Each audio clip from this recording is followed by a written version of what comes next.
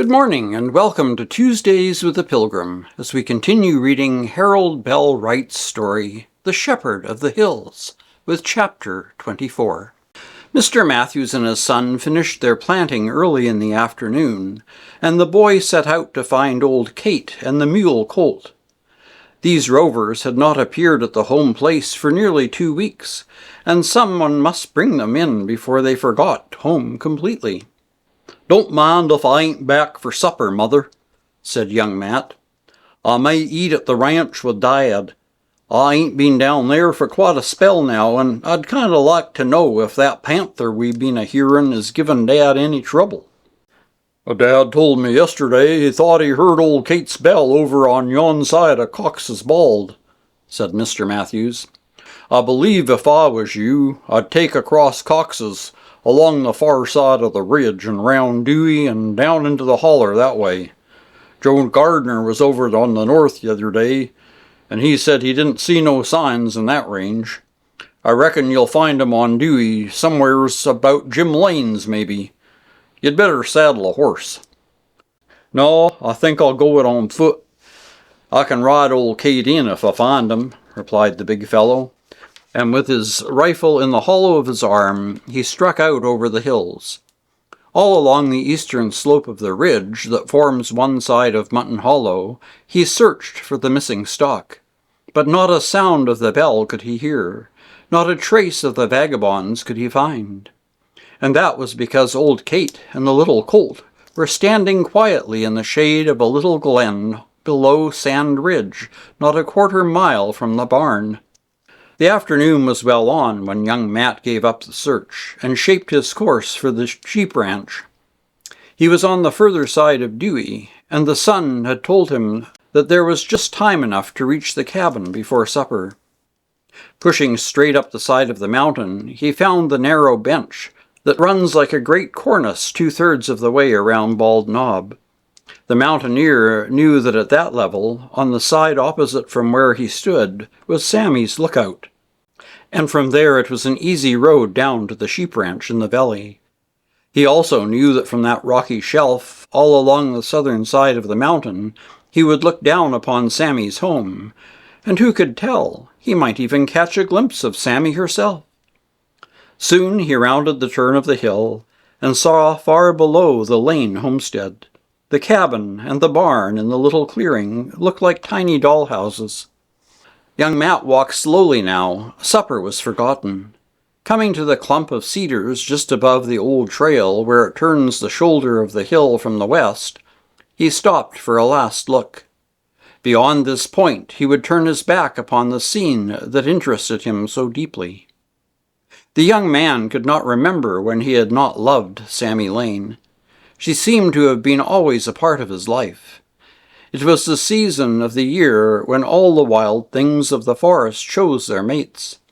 And as the big fellow stood there looking down upon the home of the girl he loved, all the splendid passion of his manhood called for her. It seemed to him that the whole world was slipping away to leave him alone in a measureless universe. He almost cried aloud. It is the same instinct that prompts the panther to send his mating call ringing over the hills and through the forest, and leads the moose to issue his loud challenge. At last Matt turned to go when he heard the sound of voices. Someone was coming along the old trail that lay in full view of the mountainside not 200 yards away. Instinctively, the woodsman drew back into the thick foliage of the cedars. The voices grew louder. A moment more, and Sammy and Ollie Stewart appeared from around the turn of the hill. They were walking side by side and talking earnestly. The young woman had just denied the claims of her former lover, and was explaining the change in her attitude toward him. But the big fellow on the ledge above could not know that. He could not hear what they were saying. He only saw his mate, and the man who had come to take her from him. Half crouching on the rocky shelf in the dark shadow of the cedar, the giant seemed like a wild thing ready to spring, ready and eager, yet held in check by something more powerful still than his passion. Slowly the two, following the old trail, passed from sight, and young Matt stood erect. He was trembling like a frightened child. A moment longer he waited, then turned and fairly ran from the place. Leaving the ledge at the lookout, he rushed down the mountain and through the woods as if mad, to burst in upon the shepherd with words that were half cry, half groan. "He's come, Dad, he's come! I just seen him with her!" Mr. Howitt sprang up with a startled exclamation. His face went white. He grasped the table for support. He tried to speak, but words would not come. He could only stare with frightened eyes, as though young Matt himself were some fearful apparition. The big fellow threw himself into a chair, and presently the shepherd managed to say in a hoarse whisper, "Tell me about it, Grant, if you can." "I saw them up on Dewey just now, going down the old trail from Sammy's lookout to her home. I was a hunting stock." The old scholar leaned toward his friend as he almost shouted, "Saw them going to Sammy's home? Saw whom, lad? Whom did you see?" Wah, Sammy Lane and that Ollie Stewart, of course. I'll tell you, he's come back, come to take her away." The reaction was almost as bad as the shock. Mr. Howitt gasped as he dropped back into his seat. He felt a hysterical impulse to laugh, to cry out. Young Matt continued, "He's come home, Dad, with all his fine clothes and city airs, and now she'll go away with him, and we won't never see her again." As he began to put his thoughts into words, the giant got up upon his feet and walked the floor like one insane. "He shan't have her!" he cried, clenching his great fists. "He shan't have her! If he were a man I could stand it, Dad, but look at him! Look at him, will you? A little white-faced, washed-out runt, what he is. He ain't no man, Dad. He ain't even as much a man as he was. And Sammy is... God, what a woman she is! You've been telling me that I could be a gentleman, even if I lived in the backwoods. But you're wrong, Dad, plumb wrong. I ain't no gentleman. I can't never be one. I'm just a man. I'm a savage, a damn beast, and I'm glad of it." He threw back his shaggy head, and his white teeth gleamed through his parted lips as he spoke in tones of mad defiance. "Dad, you say there's some things bigger than learning and such, and I reckon this here's a one of 'em.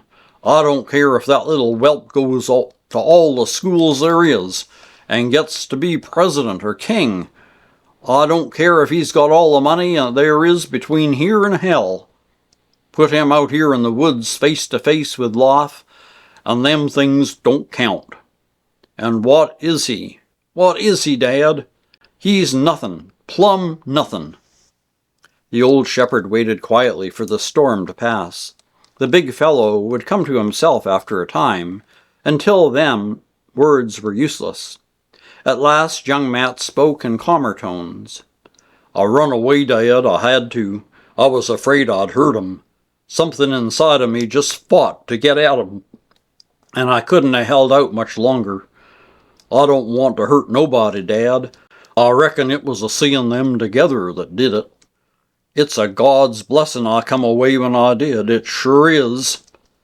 Matt dropped wearily into his chair again. Then the teacher spoke. "It is always a God's blessing, lad, when a man masters the worst of himself. You are a strong man, my son. You hardly know your own strength. But you need always to remember that the stronger the man, the easier it is for him to become a beast. Your manhood depends on this, and upon nothing else, that you conquer and control the animal side of yourself. It will be a sad moment for you and for all of us who love you, if you ever forget. Don't you see, lad? It is the victory only that gives you the right to think of yourself as a man. Mind, I say to think of yourself as a man. It doesn't matter much what others think of you. It is what one can honestly think of oneself that matters." So they spent the evening together, and the big mountaineer learned to see still more deeply into the things that had come to the older man in his years of study and painful experience. When at last young Matt arose to say good night, the shepherd tried to persuade him to sleep at the ranch. But he said no, the folks at home would be looking for him, and he must go. "I'm a mighty glad I come, Dad," he added. "I don't know what I'd do if it wasn't for you. Go plumb hog wild and make some fool of myself, I reckon.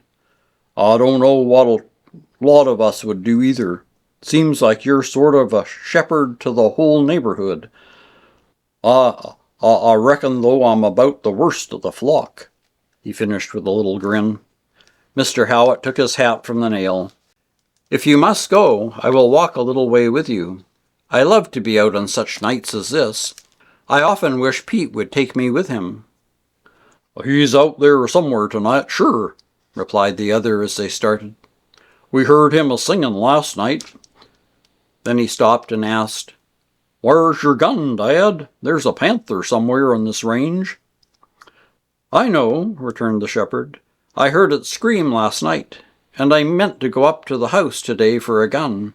I broke the hammer of mine yesterday." "That's bad," said young Matt. "But come on, I'll leave mine with you until tomorrow. That fellow would sure make things lively if he should come to see you, and catch you without a shooting iron." Together the two walked through the timber until they came to where the trail that leads to the Matthews place begins to climb the low spur of the hill back of the house.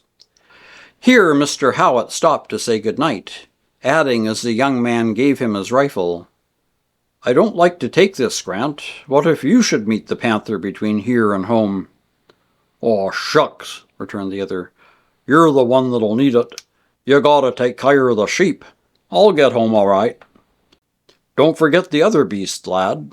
Remember what it is that makes a man." And that's the end of Chapter 24. We'll continue next week with Chapter 25, Young Matt Remembers. Until then, take care, stay safe, and God bless.